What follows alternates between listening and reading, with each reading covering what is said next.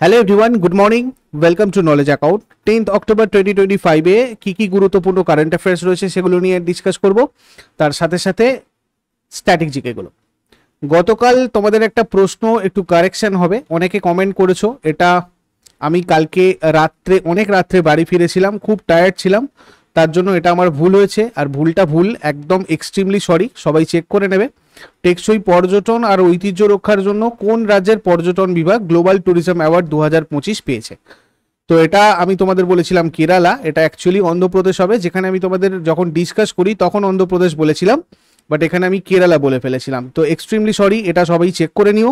আর এই ধরনের কোনো ভুল যদি থেকে থাকে বা আমি কখনো তোমাদের ভিডিওতে ক্লাসে বলে দিই, সেটা অবশ্যই পরের ক্লাসে আমি এগুলো কারেকশন করে দিই, সেটা রিভিশনের সময় হোক বা প্রথমের দিকে হোক। তো যারা রেগুলার ক্লাস করো এগুলো ফলো করবে, আমি তোমাদের কমেন্টে পিনও করে দিই যখন সেগুলো ভুল হয়। আর আজকে তোমাদের 9:30 থেকে স্ট্যাটিক জিকে ম্যারাথনের ক্লাস হবে, সেকেন্ড পার্ট। আর সন্ধ্যাবেলা তোমাদের পশ্চিমবঙ্গের ভূগোলের ম্যারাথন হবে 7টা থেকে। আর শুক্রবার যেহেতু আজকে সকালবেলা তোমাদের এই সমস্ত চ্যাপ্টারগুলো নিয়ে ম্যাথের ম্যারাথন থাকবে 8টা থেকে। আর কোর্স রিলেটেড বা কারেন্ট অ্যাফেয়ার্সের পিডিএফ রিলেটেড ইনফরমেশন জানার থাকলে বা আমাদের থেকে কনসালটেশন নিতে চাইলে তোমরা এই নাম্বারে হোয়াটসঅ্যাপ করবে। এখানে সমস্ত ব্যাচই তোমাদের চ্যাপ্টার ওয়াইজ ক্লাসেস, তার সাথে PDF, chapter wise test series, full লেন্থে সেই সমস্ত কিছুটা রয়েছে। Group C, group D combo batch, রেলওয়ের জন্য ব্যাচ, সাবজেক্ট স্পেসিফিক ব্যাচেস বা তোমাদের এসএসসির জন্য প্রাপ্তি ব্যাচ রয়েছে, জিডি, এমটিএস, সিএইচএল এর জন্য। তো এই নাম্বারে তোমরা যোগাযোগ করে নেবে এই সব রিলেটেড ইনফরমেশনের জন্য। চলে আসবো আজকের প্রথম প্রশ্নতে। ভারতীদাসন মহাবিদ্যালয়ের কোন বিশিষ্ট অধ্যাপককে পরিবেশ বিজ্ঞানে তার অবদানের জন্য তামিলনাড়ুর বিজ্ঞানী পুরস্কার তানসা 2022-এ ভূষিত করা হয়েছে? আজকেও তোমাদের আমি ইংলিশটা করতে পারলাম না, তার কারণ আজকেও আমি যখন এই ভিডিওটা রেকর্ড করছি অনেক রাত্রির হয়ে গেছে, সুতরাং আজকে আর আমি সময় পাচ্ছি না, কারণ কালকে সকালবেলা উঠে তোমাদের ব্যাচের ক্লাস রয়েছে প্লাস ম্যারাথন রয়েছে, তাই ইংলিশ ল্যাঙ্গুয়েজটা দেওয়ার আমি সময় পাইনি। পরের দিন থেকে তোমরা ইংলিশ ল্যাঙ্গুয়েজটা নিয়ে নিও, কেমন? দেখো, এখানে এই ভারতীদাসন যে বিশ্ববিদ্যালয়, এটা হচ্ছে তামিলনাড়ুর একটা বিশ্ববিদ্যালয়, তিরুচিরাপল্লীতে আছে। তো ডক্টর আর্থার জেমস ইনি এই পুরস্কার পেয়েছেন। তো তোমাদের এখান থেকে এই নামটা মনে রাখতে হবে রেলওয়ে এসএসসি পরীক্ষার জন্য। ডক্টর আর্থার জেমস কোন ক্ষেত্রের সাথে জড়িত, এরকম ভাবে ঘুরিয়ে প্রশ্ন আসতে পারে। তো এই ভারতীদাসন বিশ্ববিদ্যালয়ের সামুদ্রিক বিজ্ঞান বিভাগের অধ্যাপক এবং প্রধান ডক্টর আর্থার জেমসকে পরিবেশ বিজ্ঞানে তার অসামান্য কাজের জন্য তামিলনাড়ু বিজ্ঞানী পুরস্কার 2022-এ সম্মানিত করা হয়েছে। এই পুরস্কারটা বিজ্ঞান আর গবেষণায় অবদানের জন্য রাজ্যের তামিলনাড়ু রাজ্যের অন্যতম সর্বোচ্চ সম্মান। এই ডক্টর জেমসকে তার সামুদ্রিক গবেষণায় অগ্রগতি এবং টেকসই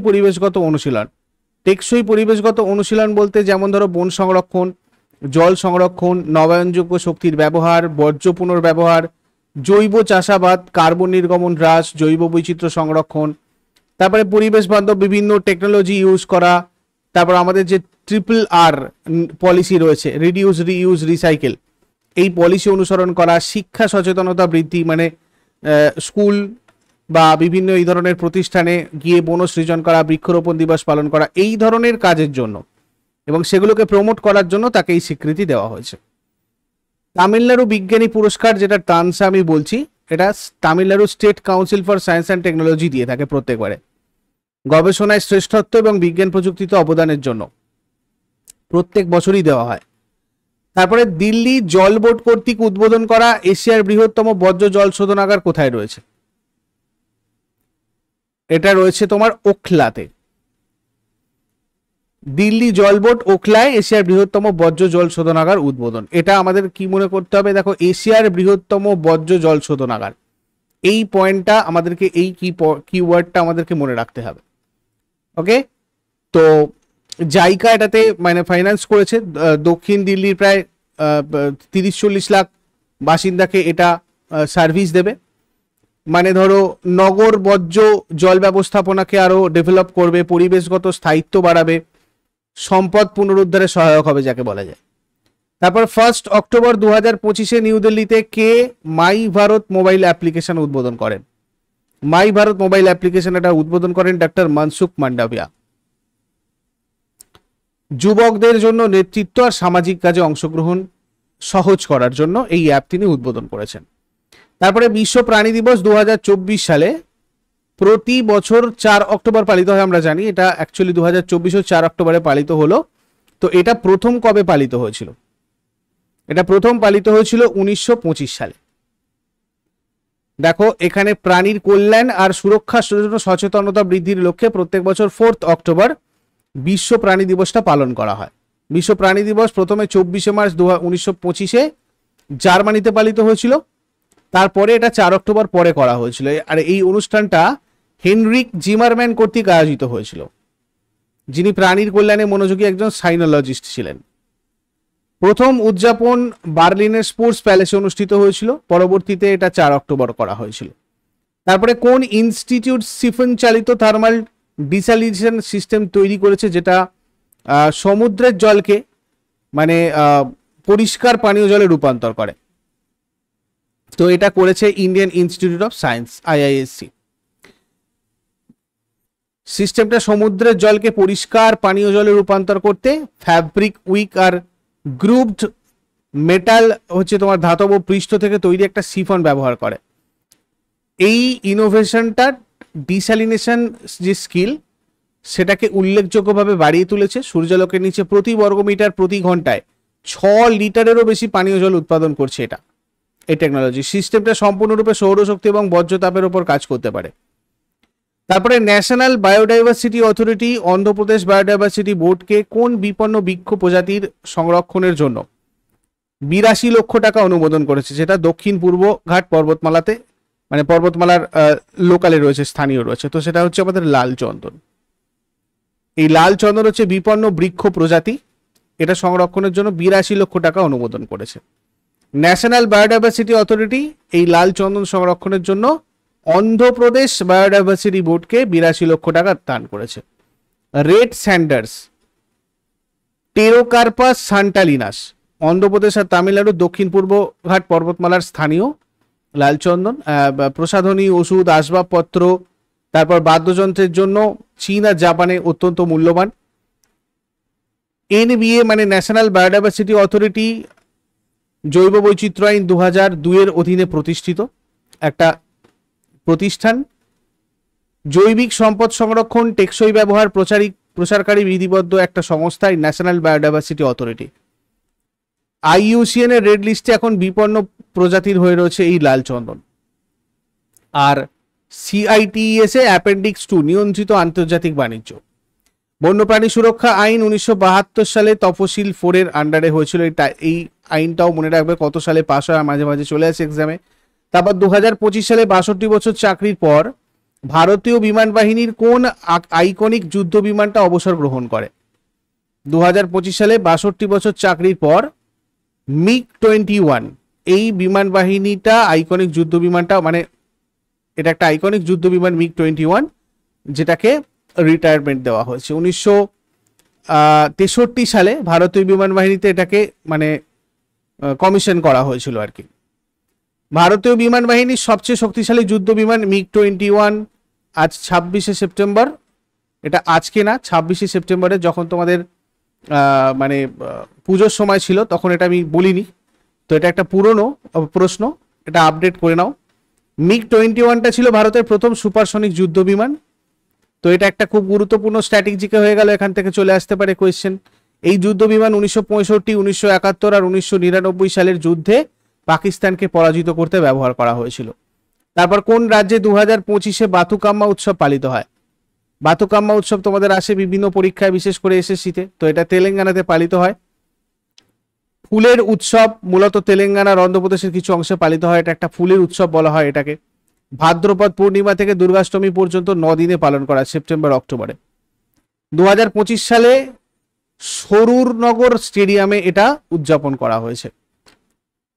আর এই দিন দুটো রেকর্ড হয়েছে গিনেস ওয়ার্ল্ড রেকর্ড। সবচেয়ে বড় ফুলের কাঠামো, প্রায় 7 টন ফুল ব্যবহার, যেটার উচ্চতা প্রায় 63.11 ফুট, প্রস্থ প্রায় 11 ফুট, তার একটা মানে কাঠামো আর কি তৈরি করা হয়েছিল। 1355 জন মহিলার সিঙ্ক্রোনাইজড একটা পারফরমেন্স, এই দুটো গ্রিনেস ওয়ার্ল্ড রেকর্ড করেছে এই দিন।